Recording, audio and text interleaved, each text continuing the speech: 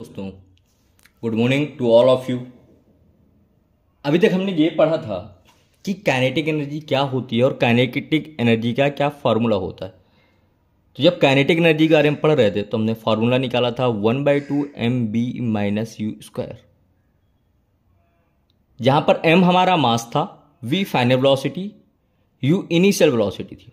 आज का हमारा जो नया टॉपिक है या जो नया पॉइंट है वो आपको दिख रहा होगा, जिसका नाम है पोटेंशियल एनर्जी। क्या नाम बेटा? Potential energy. किस नाम से जानते हैं इसको हम? पोटेंशियल एनर्जी के नाम से जानते हैं। पोटेंशियल क्या होता है? यानी कि रुकना, यानी कि स्थिति। तो energy passed by a body by virtue of its position on change in shape of body is known as potential energy. किसी भी बॉडी की पोजीशन से जो एनर्जी डेवलप होती है उसको हम कहते हैं पोटेंशियल एनर्जी। क्या कहते हैं उसको बेटा हम? Potential energy. पोटेंशियल एनर्जी को यू से डिनोट करते हैं और यू इक्वल होता है एम जी एच। एम क्या है आपका? M stand for mass, G stand for acceleration और ग्रेविटी। एक्सलेशन और ग्रेविटी दो चीजों के लिए हमारा जी स्टैंड करता है। जो एच है वो हाइट को डिनोट करता है। तो mgh क्या हुआ है? mgh वो हुआ कि किसी बॉडी के अगर पोजीशन के कारण हमें कोई एनर्जी निकालनी हो तो उसको हम कहेंगे potential energy. Potential energy, kinetic energy, यही दो एनर्जीज हैं जो हमारे सिलेबस पे 9th क्लास के सिलेबस पर है। ठीक है बच्चा बाल्टी, तो अभी आप इसको कॉपी करो, तब तक हम नेक्स्ट हेडिंग पे आते हैं। अब हमारा जो नया टॉपिक है वो है हमारा law of conservation of energy.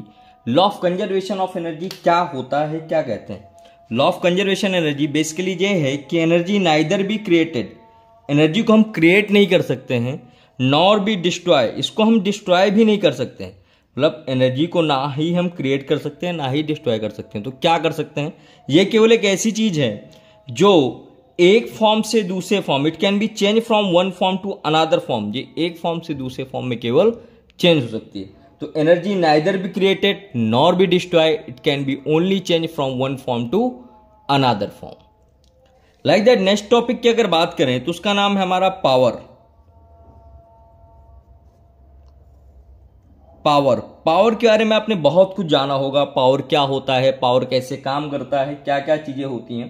तो पावर, आप जो काम कर रहे हो, कितने मिनट में कितना काम कर रहे हो, ये जो चीज हमें डिसाइड करती है, ये जो चीज बताती है, इसको हम पावर कहते हैं। तो पावर को basically power,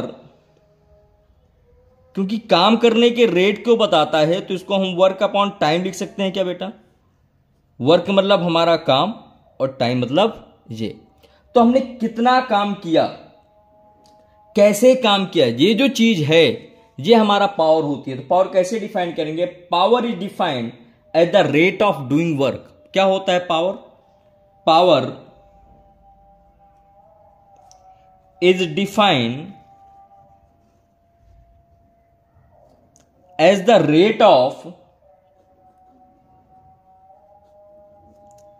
rate of doing work.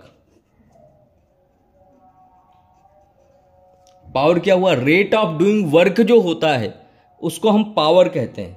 Power की क्या यूनिट होगी? ये तो समझ में आया सर की डेफिनेशन होती है रेट ऑफ डूइंग वर्क, पर how can be unitise this unit? कैसे हम इसको यूनिटाइज कर सकते हैं? किसको यूनिटाइज करते हैं? तो पावर। बेटा वर्क का यूनिट हमने पढ़ा था जूल, टाइम का क्या होता है? सेकेंड। तो पावर का यूनिट क्या हो गया? जूल पर सेकेंड। पर इसको सिंपली फॉर्म में एक साइंटिस्ट के नाम पर डिनोट कर दिया था जिनका नाम था वॉट। तो पावर को हम वाट से भी डिनोट करते हैं। पावर क्या हुआ? हमारा rate of doing work. 9th class में वर्क एनर्जी पावर के अंदर जितनी चीजें हैं वो सारी चीजें यहां पर समाप्त होती हैं। अब जो हमारा नेक्स्ट लेक्चर होगा उस लेक्चर पे अब हम इस चैप्टर से रिलेटेड न्यूमेरिकल करेंगे, यानी कि वर्क के न्यूमेरिकल, एनर्जी के न्यूमेरिकल और पावर के न्यूमेरिकल। तब तक आप सबको बाय बाय, मिलते हैं नेक्स्ट टॉपिक में। So keep study, keep hard work. and study for your future. Thank you very much. Please like, share and subscribe my channel.